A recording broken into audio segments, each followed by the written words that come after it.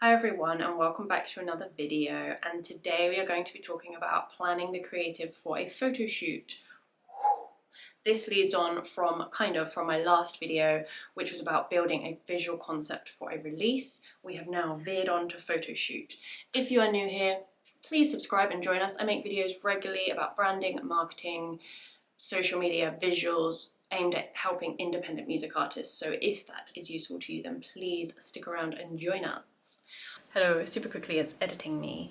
I just forgot to say I also have two really affordable courses that I really believe in available, so please check them out. 20 steps to branding yourself and a social media release campaign plan. So if you want to promote your music on socials and you don't know where to start, or you need to brand yourself in more depth and you just need help with that, then please check them out. Okay, so planning the creative for a photo shoot. I think a lot of bands and artists just go into a photo shoot without having done any prior planning at all, and that is a mistake.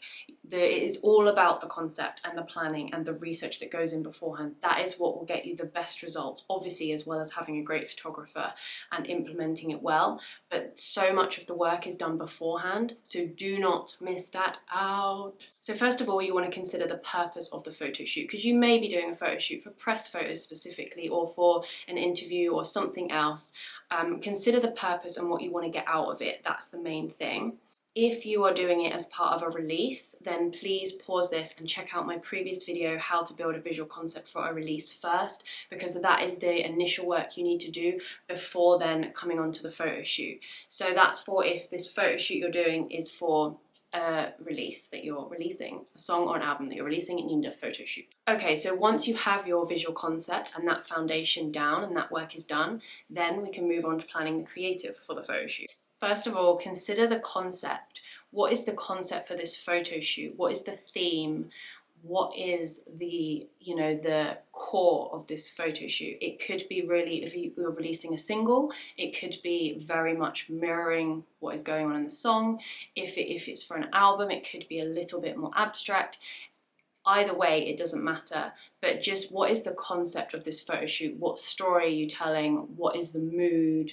Get a few words down or images of that initial core of the photo shoot. So from your initial concept, put together a mood board. So you will have your initial visual concept mood board, but this is developing it further, and this is the photo shoot mood board. So just the initial ideas, location that you have in mind, makeup, styling, just the whole mood, other images you like, whether there's a lot of negative space, what kind of lighting do you like just look at all the images that you can possibly find and add them to a mood board. And this is just the initial one. You are going to delve deeper into each area, but just so you have an overall vibe of your photo shoot, get that down.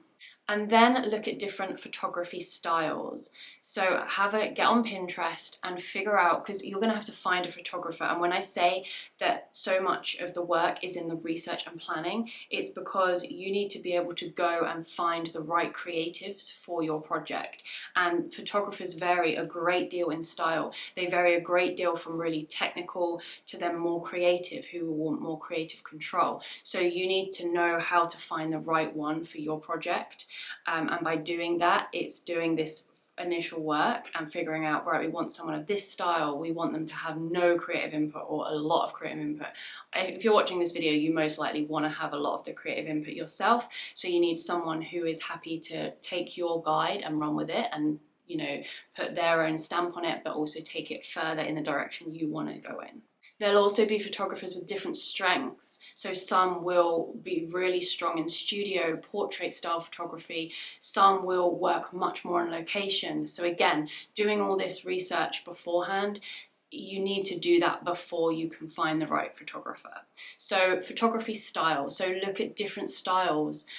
You might even play with different cameras, analog cameras, Polaroid cameras. Look at all kinds of different styles of photography. Get on Pinterest. Okay, so then look at locations. So what kind of locations are on your mood board? What kind of locations do you have access to? Do a little bit of research locally in your area or further afield if you're able, and find the perfect location for your shoot. Or if it's not perfect, it can be good enough at this stage, okay? Don't hold out for perfect, like it doesn't always happen. Just find something that fits the brief and that is accessible to you. Figure out if you need permits. That is one thing I think a lot of people forget. Figure out if you have permission to actually go shoot there. Go through all the stuff needed in order to get your permissions.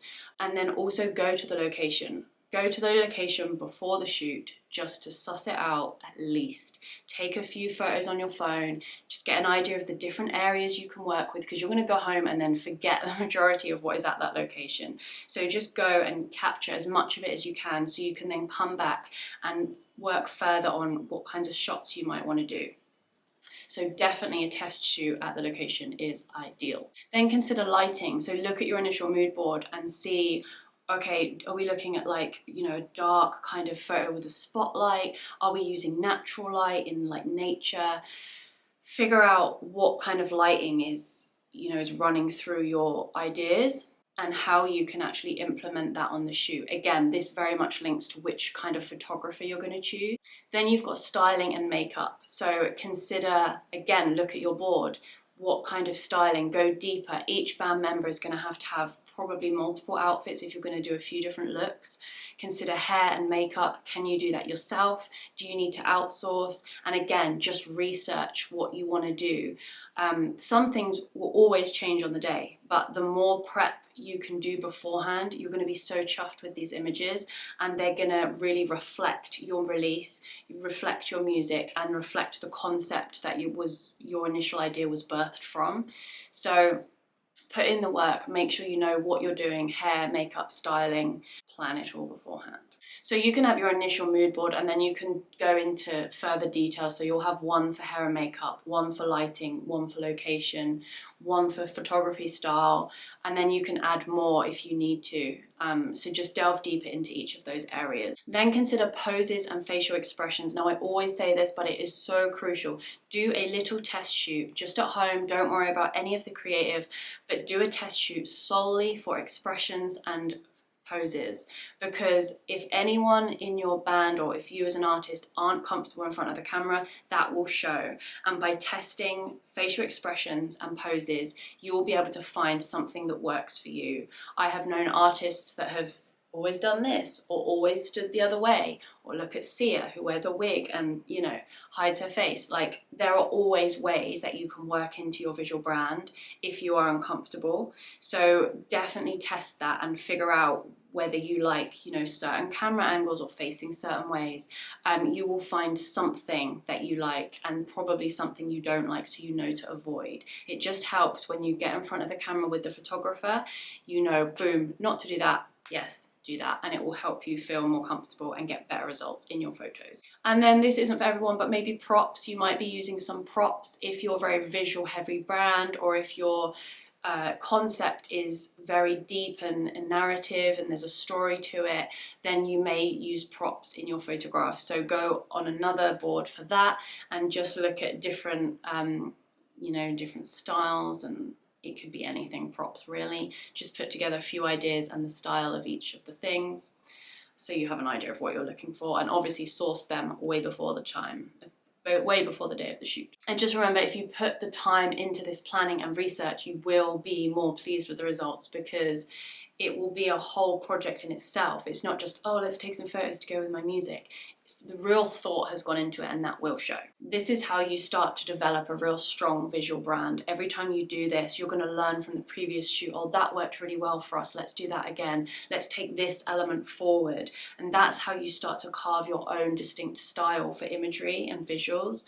So don't scrimp on that work, please. Okay, so currently I am working as manager and creative director for an artist called 4string Boy, and we are establishing him. He's a new artist. We're establishing him as a solo instrumentalist. He plays ukulele, but it's not folky, it's moody, and it's like contemporary classical.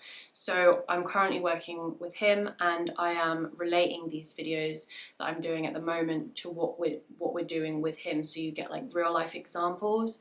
So just to give you an insight into the photo shoots I'm doing for him. So first of all, artist preference is a really big deal. So you've got to look as well at what you're comfortable with and what your preferences are. So for him, we actually do more video than photos because his brand isn't super visual heavy, and it's very much, his content is very much about him playing. He's a virtuoso player, and he wants his content to be veered around his playing. So for that reason, we do a lot of videos.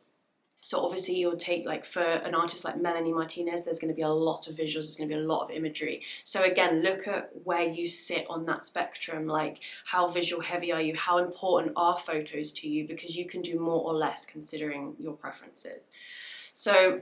So some of the photos we do, every time we do a shoot now, I'm starting to capture, because the more shoots you do, the more you develop with the artist as well. So the more shoots we do, we always get some close-up of him playing, so close-up of the fretboard, with different, obviously, locations in the background, but it's just, again, it symbolizes the fact that his stuff is all about his playing, and that's how we've used the imagery to capture that.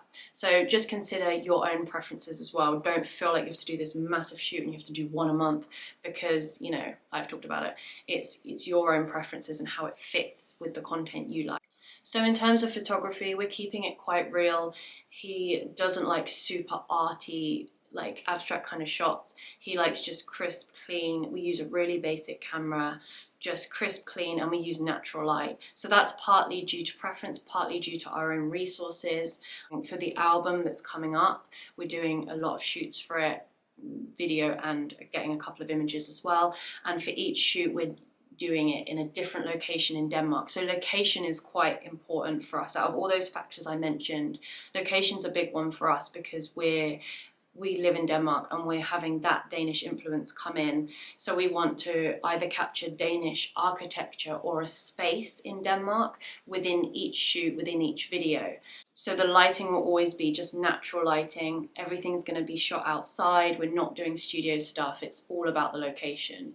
So yeah, so there's gives you some idea there of how you take these points and kind of adapt them to your own needs. If you haven't seen my previous videos, I've done a few where I've related back to what I'm doing for 4-String Boy and given you these real life examples. So if you want to follow that development at all, you want to go back, then I'll link the videos below.